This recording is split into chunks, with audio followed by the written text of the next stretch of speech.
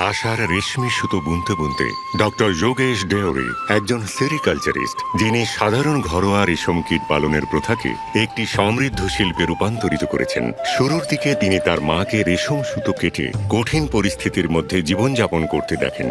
তাঁর তখন মনে হয়েছিল যে প্রকৃতির অনিশ্চয়তা কৃষকদের দরিদ্র ও অসুরক্ষিত করে তোলে। ছোটবেলা থেকেই আমি আমার মাকে এরি রেশমের কীট পালন করতে দেখেছি। তখন থেকেই এতে আমার আগ্রহ জন্মায়, আর আমার সবসময় মনে হতো যদি কখনো সুযোগ পাই তাহলে আমি এই ক্ষেত্রে কিছু করার চেষ্টা করব। তিনি এটি বদলানোর সিদ্ধান্ত নেন।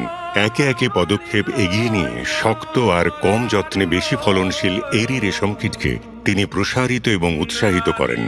কিন্তু একটি বাধা থেকেই গিয়েছিল, সেটা হলো কেসেরু এবং ক্যাস্টার পাতার মৌসুমি প্রাপ্যতা। ডক্টর ডেওরি ট্যাপিওকার পাতাকে বিকল্প হিসেবে গ্রহণ করেন, যার ফলে সারা বছর উৎপাদন নিশ্চিত হয়। তিনি শুধু মৌলিক চাষেই থেমে থাকেননি, তিনি হাতে চালিত চরকাকে যান্ত্রিক মেশিনে বদলে দেন এবং কোকরাঝাড়ে ইন্টিগ্রেটেড বোডোল্যান্ড সিল্ক পার্ক স্থাপনের মাধ্যমে আধুনিক যন্ত্রপাতিকে উৎসাহিত করেন এবং কৃষক ও যুবকদের প্রশিক্ষণ দিয়ে বৃহৎ পরিসরে উৎপাদন বাড়ান। এই প্রোডাক্টের চাহিদা আগের থেকে অনেক বাড়ছে এবং আমরা এগুলো অসমের বাইরেও বিক্রি করতে পারছি। এতে আমাদের লাভের হার অনেকাংশে বেড়েছে। একই সঙ্গে তিনি কোকুন ব্যাংক থেকে শুরু করে ফাইনাল প্রিন্টেড ফ্যাব্রিক পর্যন্ত পুরো প্রক্রিয়াটিকে এক জায়গায় একত্রিত করেন। এর ফলে শোষণমূলক মধ্যস্বত্বভোগীরা বাদ পড়ে যায় এবং সরাসরি কারিগরদের কাছে লাভ পৌঁছতে শুরু করে।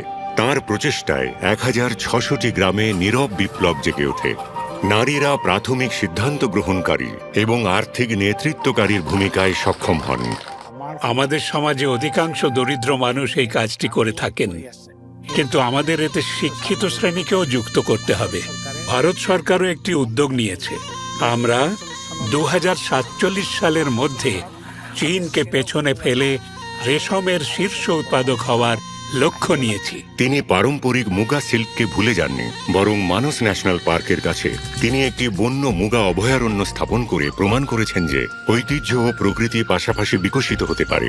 আমি এটা স্পষ্টভাবে বলতে চাই, যদি ভবিষ্যতে মুগা শেষ হয়ে যায় তাহলে আমাদের শুধু আর্থিক ক্ষতিই হবে না, আমরা বিহুও আর পালন করতে পারবো না। ডক্টর যোগেশ ডেওরি একজন দৃঢ়প্রতিজ্ঞ সেরিকালচারিস্ট এবং সমাজ সংস্কারক, যিনি রেশমকে আগামী প্রজন্মের জন্য একটি আকর্ষণীয় পথ হিসেবে গড়ে তুলেছেন, যাতে অসমীয়া রেশম বিশ্ব ঐতিহ্য হিসেবে টিকে থাকে। এরই আমাদের ভবিষ্যৎ, মুগা আমাদের আশা এবং তোঁত আমাদের সম্ভাবনা। ডক্টর যোগেশ ডেওরি, পদ্মশ্রী 2026। আমাদের কোটি কোটি প্রণাম।